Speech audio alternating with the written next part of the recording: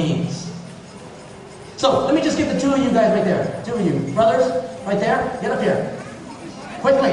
I'm a black belt. Now. Quick, quick, quick, quick, quick, quick, quick, quick, quick, quick, quick.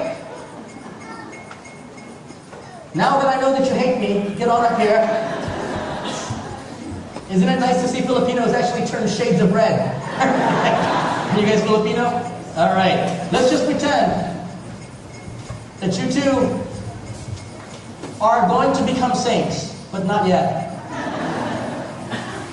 Let's just pretend that there are several of them. And they think that they are good friends. They're so good and they're so close that they're almost joined like this. Dad is taking pictures now, isn't he? And let's just imagine if they were so close as friends and they won't let anyone else in their friendship. What do we call that? A clique, right? You put guns in their hands, we call them a gang. It's the same thing. One's more violent physically, the other will be more violent in your reputation. And sometimes that's even more painful. Because if you're dead, you're dead. You don't care what people think of you. But if you ruin someone's reputation, which is almost what I would call the new martyrdom of Christianity, people won't kill us outright, but they are dying for their faith. Is your hand that causes you to sin? Cut it off. Because it's better to go to heaven with only one hand than two to go to hell. If it is your tongue that causes you to sin, then it's not that easy. Jesse, did you guys see that movie of this guy named Aaron something or other? He was hiking in the desert, in the mountain, and he falls down this cliff, and a rock crashes on his arm, and he's stuck. His arm is technically dead.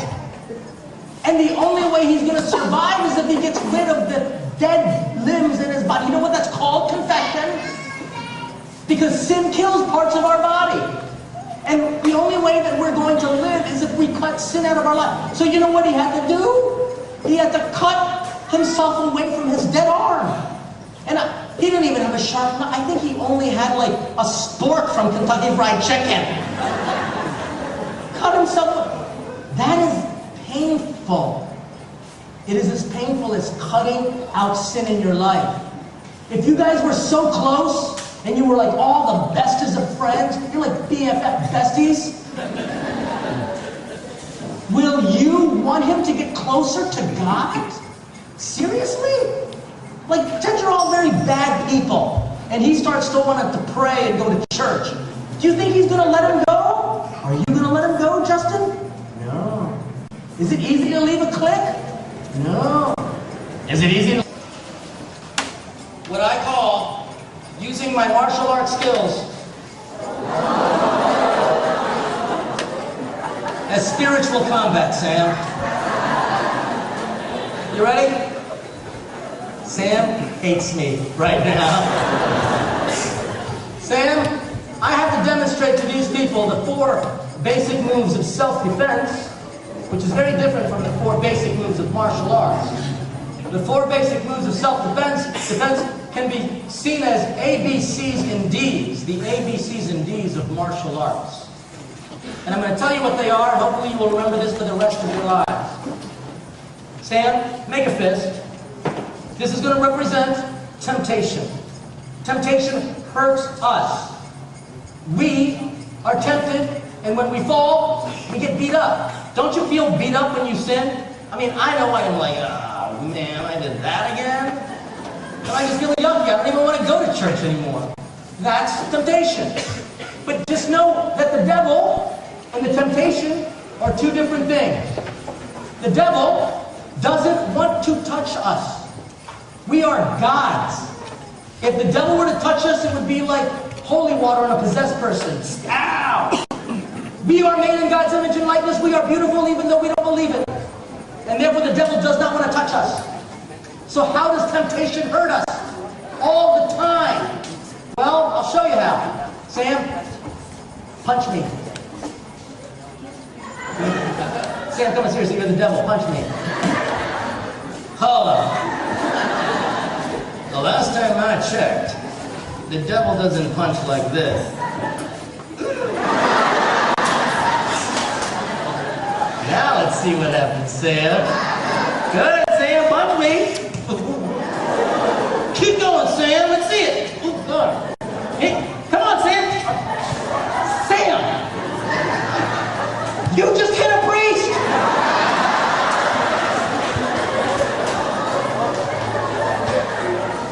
Why did you hit me? The obvious is, I asked for it. We asked for it. Gossip, lies,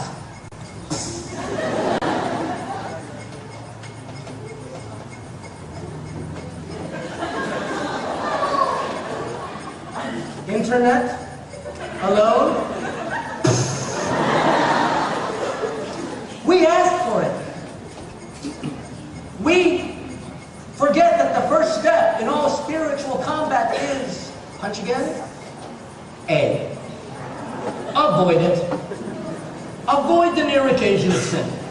Remember Sister Mary Holywater Farm tell you that? Avoid the near occasion of sin. When you see temptation, you run to Jesus. We don't have the power to fight against sin without Christ.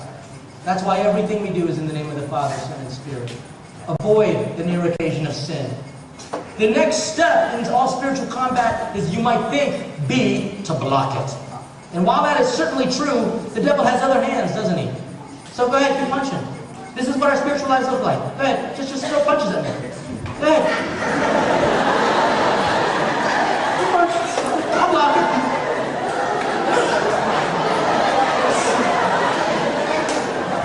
Yeah, just punch. See, go ahead, punch. Yeah. See, this is what our spiritual lives are going to look like. Constantly blocking it.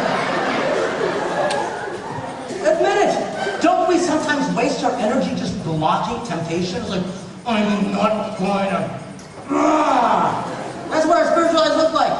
That might help to a degree, but you're going to lose your energy to the point where the best thing to do is punch, boom, avoid it, and then B, let the temptation bypass. That's B. It is through patience that the temptation will eventually come in the front door. You open up the back. Go. In the name of Jesus, go. Because you don't have the strength to fight against it all the time. Like Job, he was tempted horrifically. And yet he just, what did he do? He was patient. That's why the word patient comes from the Latin word also, patio, passiones, which means to suffer. That's why people in the hospital are called, because they're suffering. And you're like, oh, that's very smart of a fire. No, that's Latin. We just forget that when we pray for patience, you will wind up in a traffic jam. When you pray for patience, the devil will tempt you. And that's why we need to be patient, because this offers us a perspective. This temptation is no longer as threatening now from this angle as it is from this angle. If we can just be patient and even look at our own sins patiently, we can learn from it. Just good. Take it, look at it from a different angle. Be patient. We sometimes just sin when I'm under confession. Ah! Get this off my chest. Oh, I'm better now. No. Be patient. Even look at this and say, why am I truly sorry? Don't be afraid of this. Because if you can actually exercise B, to bypass the temptation, then I can actually exercise step C, which is control it.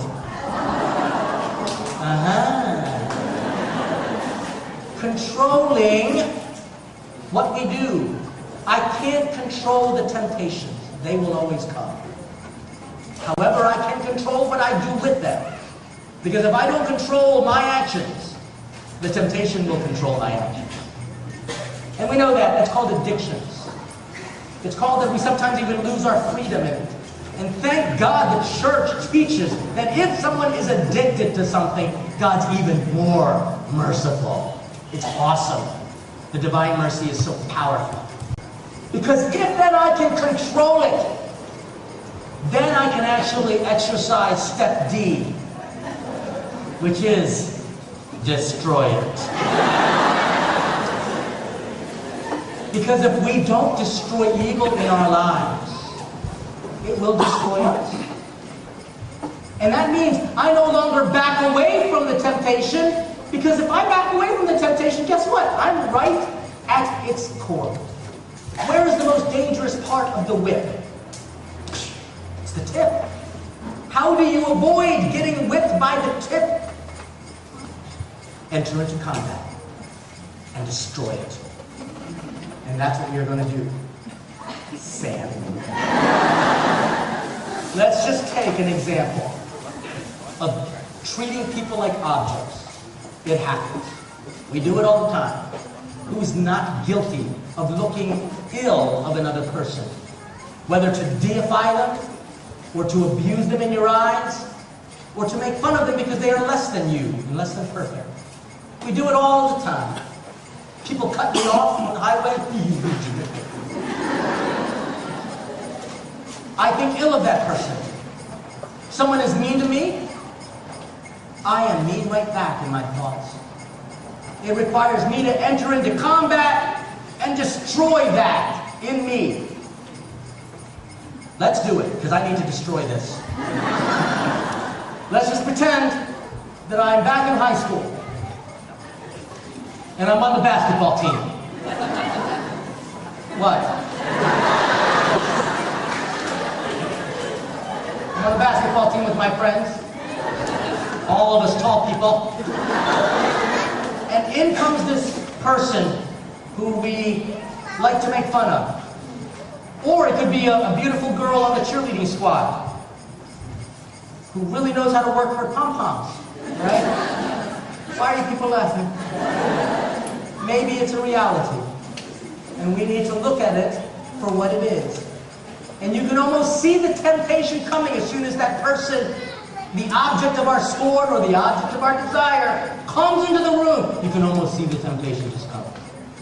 I must try to avoid this by either changing the subject, but sometimes that's not so easy to do, and you can still see the temptation coming, so I need to change the perspective and let this pass me by avoiding the near occasion of sin. And the conversation could sound like this. Yeah, you see that girl over there, or you see that guy over there? Yeah, I know there. Yeah, I've seen that person. Doesn't that person look like? Yeah, that person. Doesn't that person look like it? And you've got to destroy this. Doesn't that person look like an incredible child of God? And with that, I just destroyed the devil, didn't I? Because the truth eventually sets you free. And a little bit of truth can go a long way. And where there is light, there can be no darkness. Even though there may be shadows, you keep bringing the light, it will destroy the darkness. I gotta tell you, Sam, you are one of the worst devils I've worked with. And I am so glad to know that. Thank you so much for being a good sport.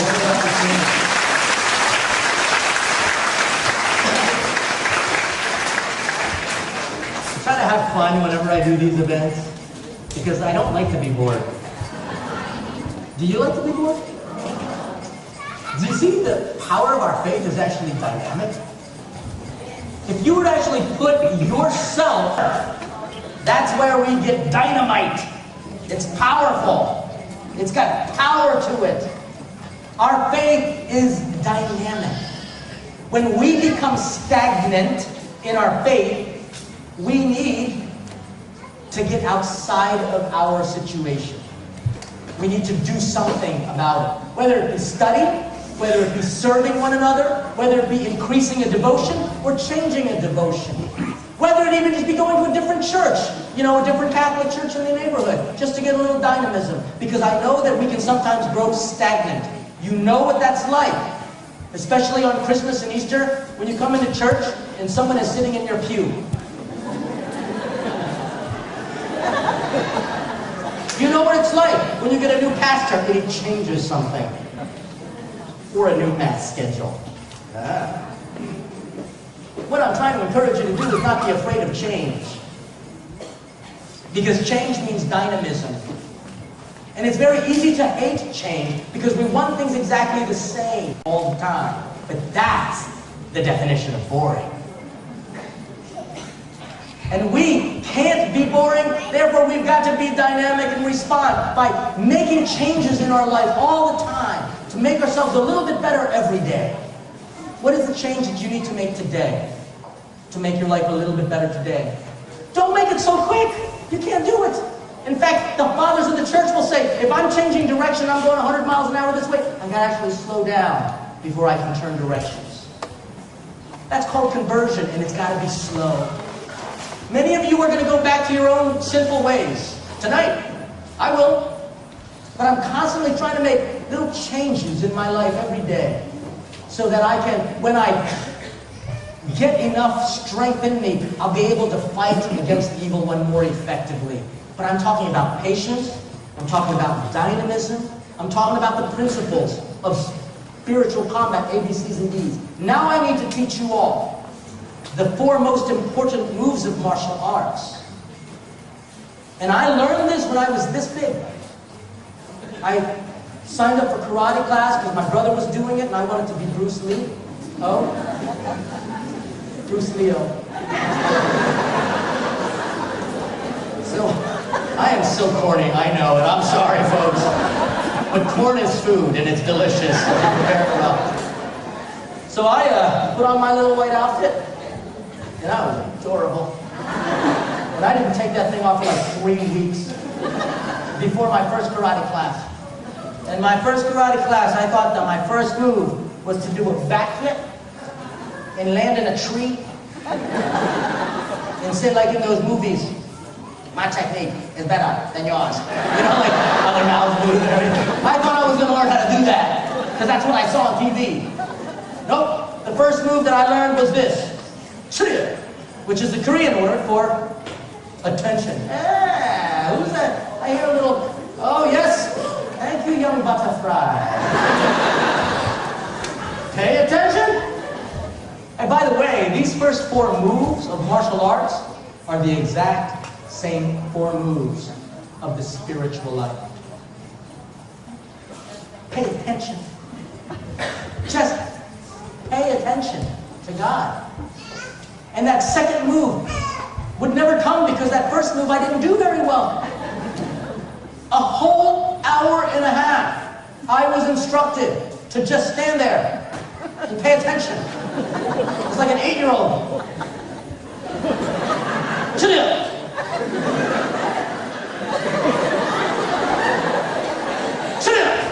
I mean, isn't that what we look like? It's pathetic, but this is what our spiritual lives look like. I'm going to go to church and I'm going to pay attention. Oh, look at that pretty blouse. That's just a reality. The devil does everything he or she can to distract us. And so just paying attention is the first step of the spiritual life and martial arts. The second move is pay attention to who? Chunye, the master. Basically, there is a God, and it ain't you. We love to break that first commandment by making things our own way. We love to make this church all about us. But we're not the perfect ones.